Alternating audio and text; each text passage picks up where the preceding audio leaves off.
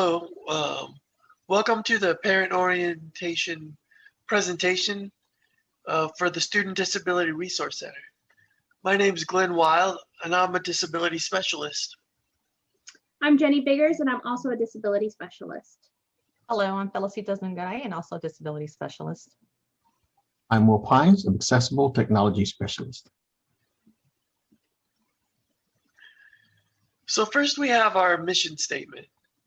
SDRC is committed to an accessible, equitable, and inclusive experience for students with disabilities through advocacy, empowerment, and collaboration with the UCR community to reduce barriers for all students. If you're watching this video, you may have a student with a disability or a student who has received services in the K-12 system. Services in the K-12 system differ from the university setting. In the K-12 setting, the school is responsible for identifying the students needing accommodations. Parents and other stakeholders are involved in determining the accommodations and services needed, and they may meet on an annual basis. These supports are put in place during the duration that students are in school. Parents, caretakers, and teachers provide a lot of direct support to ensure the student is understanding, completing, and submitting coursework. At the university level, the student is required to self-identify, and because of FERPA, students are recognized as adults, and parental involvement is limited. The student partakes in the interactive process, and if the student would like, the parent or support person can attend the meeting as well. Accommodations are put in place to ensure student access. Students are responsible for developing study habits that lead to their own success. Professors expect students to meet syllabus requirements, and they're available for meetings during office hours. We serve students with a wide range of disabilities. Hidden disabilities include psychological, chronic health, neurological, and acquired brain injury. Visible disabilities include visual impairments, deaf, speech communications, mobility, manual impairment. Here are general stats about our department. We have about 5% of the student population registered with our office. We have approximately 191 graduate students and a little over 1,400 students that are undergraduates. The majority of us students registered with our office have a psychological disability. We are also seeing a steady increase in neurological disabilities and are ensuring our programming reflects the needs of our population. Students who want to register at the SDRC can go onto our online portal and complete a pre-registration and upload documentation regarding their disability. Once this is complete, the student schedules an intake appointment with the disability specialist. We do have documentation guidelines and disability verification documents available online. Documentation provided must be current and include diagnosis and prognosis. Identify functions and limitations that support the request accommodations or accommodations. Signature of a licensed professional who is qualified to give the diagnosis and treat the condition independently is necessary. Example of insufficient documentation can be an exit IEP or other documentation that does not meet the UC standards. Disability documentation completed by family members who happen to be doctors are not acceptable.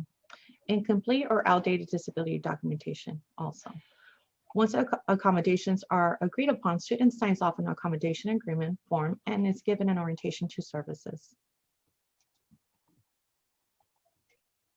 So examples of some of the accommodations that students may receive will vary on an individual basis, but these include administrative accommodations such as disability management counseling, where we meet regularly and check in with students, priority registration, coordination of services with other campus departments.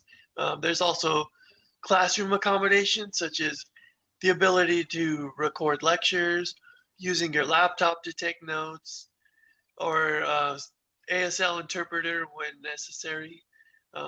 There's testing accommodations such as reduced distraction testing environment, extended time, or a scribe. And we also work with housing to make sure that students who need accessible accommodations in housing get that, whether it's a first floor bunk, lower bed, automatic doors, etc.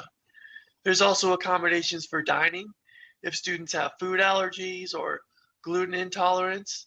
And then if a student works, we can refer them to human resources so they can get the accommodations they need to be able to work on campus. Some things that are not provided are personal aids and personal items. And like we mentioned before, accommodations vary depending on the individual, the environment, and the verified functional limitations. What type of modification is not allowed in higher education? We do not lower expectations for any course. There are no grade adjustments, and there are no alterations to the fundamental course of study. So what's next after registration? Well, we recommend quarterly check-ins. Students may request a review of accommodation plan as needed. Any changes to the accommodation plan must result from an interactive process. However, we do not mandate regular appointments. So some considerations when students are entering the university. Keep in mind that this is the quarter system. So our terms are 10 weeks long. They're going to be a little more fast-paced and a little more condensed. So students should pay attention to the number of units over the number of classes. So we may recommend that when a student is registering, maybe keep in mind only taking that 12 units, because 12 units is full-time. Keep in mind about personal adaptive technology. So if a student is going to be using assistive technology, they're going to be expected to know how to use it. And then if a student wants to study abroad, they can talk to the disability specialist as soon as possible so we can work with the Education Abroad program to start planning that. UCR is a research institution, so a lot of the classes are going to be taught by the TAs, and instructors will have office hours, but it'll be up to the student to seek out those office hours when they need to meet with their instructors. There will be some larger classes. Auditoriums may have up to 200 students, and then it's going to be a fast-paced learning environment. So it's important for students to keep up with their work, and if they start to struggle, make sure they reach out for help to their disability specialists. And finally, if a student has a learning disability and they have the student insurance for UC SHIP, that does pay for the testing for the learning disabilities. You can talk to your disability specialist about how to get a referral for that. Some other things to consider. Make sure you do your prescription refills through the health center for easier access. Students must secure their own medications. Continuity of care for chronic health conditions. Please become acquainted with the university resources available to all students. That includes our case managers, our counseling and psychological services. The Academic Resource Center, what houses tutoring and academic counseling, individualized plan for all organization, study skills, and time management. We mentioned earlier to consider the number of units you plan to take. Students with disabilities, given time spent on managing symptoms, are going to need more time to complete coursework. This is a popular slide that many of our parents will take a snapshot of and share it with their students as a reminder that they should sign up for 12 to 13 units their first quarter. So when students are planning ahead, we like to give them some tips about things to avoid and some recommendations. Students want to try to avoid those all-nighters. Make sure that they're not skipping meals. Make sure that they're not skipping meds, that they take their meds regularly. And make sure they're not missing class, because once a student gets behind, it's very hard to catch up. And then the number one thing that students need to avoid is not seeking help when they need it. So we also want to make sure students request their accommodations through our office in a timely manner, because if a student waits till the end of the quarter, we can't provide accommodations retroactively. Students need to practice good sleep hygiene, have good nutrition, take a manageable course load, like I mentioned before, meet with those instructors during office hours, and at the first sign of struggle, seek out help. And if you don't know where else to go, come to your disability specialist. If we don't know the answer, we can point you in the right direction. Student Disability Resource Center provides an array of programming for students with disability. If you're an incoming first year or transfer student, you may be interested in being paired up with the peer mentor through our peer mentor program. They are available to provide guidance and support throughout the school year.